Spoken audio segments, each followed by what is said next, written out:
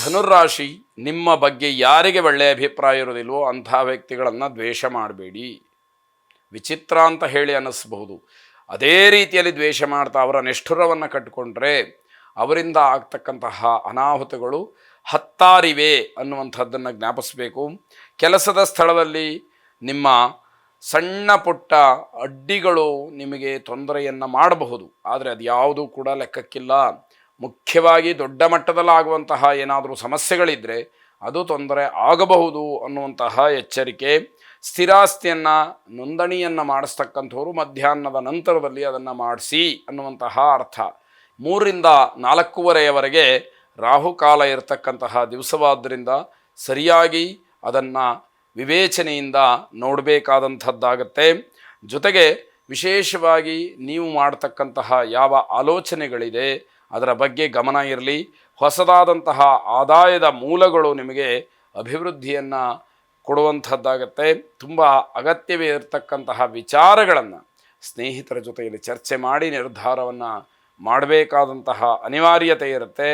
ಆದರೆ ಯಾರು ನಿಮಗೆ ಸಮಸ್ಯೆಯನ್ನು ಉಂಟು ಮಾಡ್ತಾರೋ ಅಂತಹ ವ್ಯಕ್ತಿಗಳಿಂದ ನೀವು ಅಂತರವನ್ನು ಕಾಪಾಡಿಕೊಳ್ತಕ್ಕಂತಹದ್ದು ಬಹಳ ಒಳ್ಳೆಯದು. ಇಲ್ಲಿ ಕೆಲವರು ಹೇಳ್ಬೋದು, ನಾವು 1 ತಿಂಗಳಾಯಿತು, 2 ತಿಂಗಳಾಯಿತು, 6 ತಿಂಗಳಾಯಿತು ಮಾತಾಡೋದಿಲ್ಲ ಅಂತ. ಮಾತಾಡುವಂಥದ್ದು ಮುಖ್ಯ ಅಲ್ಲ, ನೀವು ಅವರ ಜೊತೆಯಲ್ಲಿ ಯಾವ ರೀತಿ ಸಂಪರ್ಕದಲ್ಲಿದ್ದೀರಿ, ಹೇಗೆ ಅವರ ಜೊತೆಯಲ್ಲಿ ನೀವು ನಡ್ಕೊಳ್ತೀರಿ ಅನ್ನುವಂಥದ್ದು ಅತಿ ಮುಖ್ಯವಾಗುವಂಥದ್ದು.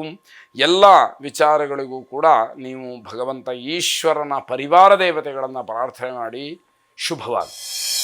ಮಕರ ರಾಶಿ, ಕುಟುಂಬದಲ್ಲಿ ಬಹಳ ಹಿಂದಿನಿಂದ ನಡ್ಕೊಂಡು ಬಂದಂತಹ ವ್ಯಾಪಾರ ವ್ಯವಹಾರ ಉದ್ಯೋಗದಲ್ಲಿ ನಿಮಗೂ ಕೂಡ ಲಾಭವಾಗ್ತಕ್ಕಂಥದ್ದು. ಆ ವ್ಯವಹಾರ ನಿಮ್ಮ ಕೈಯನ್ನು ಹಿಡಿಯುತ್ತೆ ಅನ್ನುವಂಥದ್ದು ಜ್ಞಾಪಿಸ್ಕೊಳ್ಬೇಕಾದಂಥದ್ದು.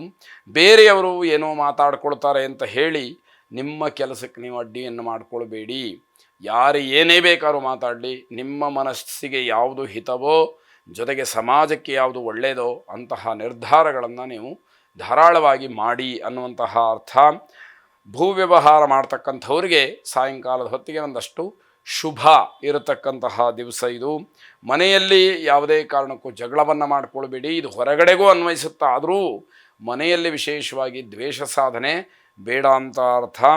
ಯಾವುದೇ ಕೆಲಸಕ್ಕೆ ಕೈ ಹಾಕಿದರೂ ಕೂಡ ಯಶಸ್ಸು ನಿಮ್ಮದಾಗುತ್ತೆ. ಹಾಗಾಗಿ ತಾಳ್ಮೆಯಿಂದ ಆ ಕೆಲಸವನ್ನು ಮಾಡಿ ಎನ್ನುವಂಥದ್ದು. ಹೊಸ ವ್ಯಾಪಾರವನ್ನು ಪ್ರಾರಂಭ ಮಾಡತಕ್ಕಂಥವರು ಮುಂಚೆ ಒಂದಷ್ಟು ಯೋಚನೆಯನ್ನು ಮಾಡಿ ನಂತರದಲ್ಲಿ ನಿರ್ಧಾರವನ್ನು ಮಾಡಿ ಎನ್ನುವಂಥದ್ದು. ದುರ್ಗಾದೇವಿಯನ್ನು ವಿಶೇಷವಾಗಿ ಪ್ರಾರ್ಥನೆ ಮಾಡಿ ಶುಭವಾಗಿ. ಕುಂಭರಾಶಿ, ಮಾನಸಿಕವಾದಂತಹ ಸಮಾಧಾನ ಬಹಳ ಮುಖ್ಯವಾಗಿರುತ್ತೆ. ಯಾವಾಗ ಏನೆಲ್ಲ ಸಂಪಾದನೆ ಮಾಡಿದರೂ ಕೂಡ ಮಾನಸಿಕವಾಗಿ ನೆಮ್ಮದಿ ಇಲ್ಲ, ಮಾನಸಿಕವಾಗಿ ಸಮಾಧಾನ ಇಲ್ಲ ಅಂತಾದರೆ ಅದು ನಿಮಗೆ ಯಾವುದೂ ಕೂಡ ಮನಸ್ಸಿಗೆ ಹಿತವನ್ನು ಕೊಡದೇ ಇರತಕ್ಕಂಥದ್ದಾಗುತ್ತೆ. ಹಿರಿಯರು ಕೆಲವು ವಿಚಾರಗಳಲ್ಲಿ ನಿಮ್ಮ ಮೇಲೆ ಕೋಪವನ್ನು ಮಾಡಿಕೊಳ್ಳಬಹುದು, ಆದರೂ ಅವರನ್ನು ನೀವು ಗೌರವಿಸಬೇಕು. ಅವರು ಕೋಪ ಮಾಡಿಕೊಳ್ಳುವಂತಹ ಹಿಂದೆ ಇರತಕ್ಕಂತಹ ಉದ್ದೇಶ ಏನು ಅಂತಂದರೆ ನಿಮ್ಮ ಬಗೆಗಿನ ಕಾಳಜಿ, ಅದನ್ನು ಮರಿಬಾರದು. ಯಾವಾಗ ದೊಡ್ಡವರ ಮನಸ್ಸನ್ನು ನಾವು ಗೆಲ್ಲೋದಕ್ಕೆ ಪ್ರಯತ್ನ ಮಾಡೋದಿಲ್ವೋ ಆಗ ಈ ರೀತಿದೆಲ್ಲ ಆಗುತ್ತೆ. ಅವರಿಗೆ ಪ್ರಿಯವಾದಂತಹ ರೀತಿಯಲ್ಲಿ ನಡ್ಕೊಳ್ಬೇಕು. ನಿಮ್ಮ ಉದ್ದೇಶ ಏನಿದೆ, ನಿಮ್ಮ ಗುರಿ ಏನಿದೆ, ಅಥವಾ ಇವತ್ತಿನ ವಿದ್ಯಮಾನಗಳೇನಿದೆ ಅದರ ಬಗ್ಗೆ ತಿಳಿಸಿ ಹೇಳಬೇಕಾದಂಥದ್ದು ಅತಿ ಮುಖ್ಯವಾಗುತ್ತೆ. ವಿದ್ಯಾರ್ಥಿಗಳು ತಮ್ಮ ಕೆಲಸಗಳಿಗೆ ತುಂಬ ಆತುರಾತುರವಾಗಿ ಮುಂದುವರಿತೀರಿ, ಅದು ನಿಮ್ಮ ಯಶಸ್ಸಿಗೆ ಅಡ್ಡಿಯಾಗ್ಬಿಡುತ್ತೆ. ಎಲ್ಲಿ ನನಗೆ ಅವಕಾಶ ತಪ್ಪು ಹೋಗ್ಬಿಡುತ್ತೋ ಅನ್ನುವಂತಹ ಒಂದು ಭಾವನೆಯಲ್ಲಿ ತುಂಬ ತರಾತುರಿಯಲ್ಲಿ ಮುಂದುವರಿತಕ್ಕಂತಹದ್ದು ನಿಮಗೆ ತೊಂದರೆಗೆ ಕಾರಣ. ಅದು ಸಮಸ್ಯೆಯಾಗಿ ಪರಿಣಮಿಸ್ತಕ್ಕಂಥದ್ದು. ಅದರಿಂದ ಶುಭ ಫಲ ಇಲ್ಲ, ಅನನುಕೂಲಗಳೇ ಹೆಚ್ಚು ಅನ್ನುವಂಥದ್ದನ್ನು ತಿಳಿಬೇಕಾದಂಥದ್ದು. ನೌಕರರಿಗೆ ವಿಶೇಷವಾಗಿ ಕಿರಿಕಿರಿ ಉಂಟಾಗ್ತಕ್ಕಂತಹ ದಿವಸ ಇದಾಗಿರುತ್ತೆ. ನಿಧಾನವಾಗಿ ಆಲೋಚನೆಯನ್ನು ಮಾಡಿ ಸಮಯವನ್ನು ಸರಿಯಾದಂತಹ ಕೆಲಸಕ್ಕೆ ಉಪಯೋಗ ಮಾಡಿಕೊಳ್ಳಿ. ಕಳೆದಂತಹ ಸಮಯ ಮತ್ತೆ ಮತ್ತೆ ನಿಮಗೆ ಸಿಕ್ಕದೇ ಇರತಕ್ಕಂತಹದ್ದು. ಮುಂಚಿತವಾಗಿ ಆಲೋಚನೆಯನ್ನು ಮಾಡಿ ಸರಿಯಾದಂತಹ ರೀತಿಯಲ್ಲಿ ಯೋಜನೆಗಳಿರಲಿ, ಪ್ಲ್ಯಾಂಡಾಗಿ ಎಲ್ಲವನ್ನೂ ಕೂಡ ಮಾಡಿ ಅಂತ ಅರ್ಥ. ವಿದ್ಯಾರ್ಥಿಗಳು ತಮ್ಮ ಕರ್ತವ್ಯ ಲೋಪದಿಂದ ಬೇಸರಗೊಳ್ಳತಕ್ಕಂತಹ ಸಾಧ್ಯತೆ ಇದೆ. ಕೆಲಸ ಮಾಡುವಾಗ ಅವಿವೇಕ ಇರಬೇಕು. ಕೆಲಸ ಆದಮೇಲೆ ನಾನು ತಪ್ಪು ಮಾಡಿಬಿಟ್ಟೆ, ಕ್ಷಮೆ ಇರಲಿ ಅಂತ ಕೇಳಿದರೆ ಆ ಸಮಯ ಹಿಂದಿರುಗಿ ಬರದೇ ಇರತಕ್ಕಂಥದ್ದಾಗುತ್ತೆ. ಅದರಿಂದ ಮುಂಚಿತವಾಗಿ ಆಲೋಚನೆಗಳಿರಬೇಕು. ಆಂಜನೇಯ ಸ್ವಾಮಿಯನ್ನು ಪ್ರಾರ್ಥನೆ ಮಾಡಿ ಶುಭವಾಗಿ. ಕೊನೆಯದಾಗಿ ಮೀನರಾಶಿ, ವ್ಯಾಪಾರ ವ್ಯವಹಾರಾದಿಗಳಲ್ಲಿ ವಿಶೇಷವಾಗಿ ಲಾಭ ಸಿಕ್ಕುವಂತಹ ದಿವಸವಾಗುತ್ತೆ. ಖರೀದಿಗೆ ಹೆಚ್ಚು ಅವಕಾಶಗಳು ಆಗ್ತಕ್ಕಂಥದ್ದಿದೆ. ಮೋಸ ಹೋಗ್ತಕ್ಕಂತಹ ಸಾಧ್ಯತೆಗಳು ಹೆಚ್ಚಾಗಿದೆ. ಎಚ್ಚರಿಕೆ ಇರಬೇಕು. ಯಾವ ವ್ಯಕ್ತಿ ಯಾವ ಕ್ಷಣದಲ್ಲಿ ಹೇಗೆ ಮೋಸ ಮಾಡ್ತಾನೆ ಅನ್ನುವಂಥದ್ದು ಗೊತ್ತಿರೋದಿಲ್ಲ.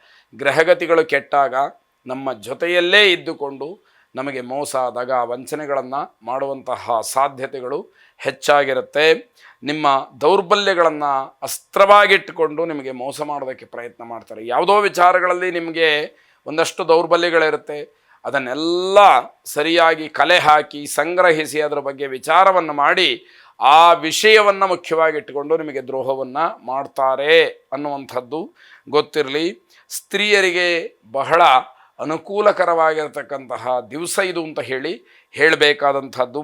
ಆಹಾರದ ವ್ಯತ್ಯಯದಿಂದ ಒಂದಷ್ಟು ಆರೋಗ್ಯದಲ್ಲೂ ಕೂಡ ವ್ಯತ್ಯಾಸಗಳು ಆಗ್ತಕ್ಕಂಥದ್ದಿದೆ. ಸಣ್ಣ ಪುಟ್ಟ ಏರಿಳಿತಗಳಾಗತ್ತೆ. ಜಾಗ್ರತೆಯನ್ನು ವಹಿಸಿ ಆಹಾರವನ್ನು ಮಿತವಾಗಿ ಶುಚಿಯಾಗಿ ಬಳಸಿ ಆರೋಗ್ಯವನ್ನು ಕಾಪಾಡಿಕೊಳ್ಳಿ ಇಂತಹ ಅರ್ಥ. ನಿಮ್ಮ ಮನಸ್ಥೈರ್ಯವನ್ನು ಹೆಚ್ಚಿಸುವಂತಹ ದಿವಸ ಇದಾಗುತ್ತೆ. ಮಾನಸಿಕವಾಗಿ ಎಷ್ಟರ ಮಟ್ಟಿಗೆ ನೀವು ಕುಗ್ಗು ಹೋಗಿದ್ದೀರಿ ಅಂತಂದರೆ ಏನೂ ಬೇಡಪ್ಪ ಅನ್ನುವಷ್ಟರ ಮಟ್ಟಿಗೆ ಅದೆಲ್ಲವನ್ನು ಮತ್ತೆ ಹುರಿದುಂಬಿಸಿ ಎಬ್ಬಿಸ್ತಕ್ಕಂಥದ್ದು ಈ ಕಾರ್ಯದಿಂದ ಆಗ್ತಕ್ಕಂಥದ್ದು. ಮನೆ ದೇವರನ್ನು ವಿಶೇಷವಾಗಿ ಪ್ರಾರ್ಥನೆ ಮಾಡಿ. ಶುಭವಾಗಿ.